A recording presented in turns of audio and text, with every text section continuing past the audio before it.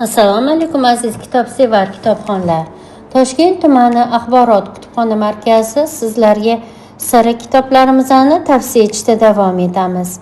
Bugungi tavsiya etadigan kitobimiz Gabriel Garsiya Markesning Bizning shahrimizda o'g'ri yo'q kitobidir. Nashriyotimiz siz aziz kitobsevarlarni Lotin Amerikasi adabiyoti durdonalari bilan ham tanishtirishni niyat qilgan. Qo'lingizdagi Gabriel Garsiya Markesning Bizning shahrimizda o'g'ri yo'q hikoyasi hamda Miguel Otero Silvaning Yig'lagim kelsa ham yig'lamayman romanlari joy olgan. Mazkur kitob boshlagan xayrli ishimizning debochasidir. Aziz kitobxonlar, sizlarga ushbu kitobni o'qish uchun tavsiya etamiz. E'tiboringiz uchun rahmat.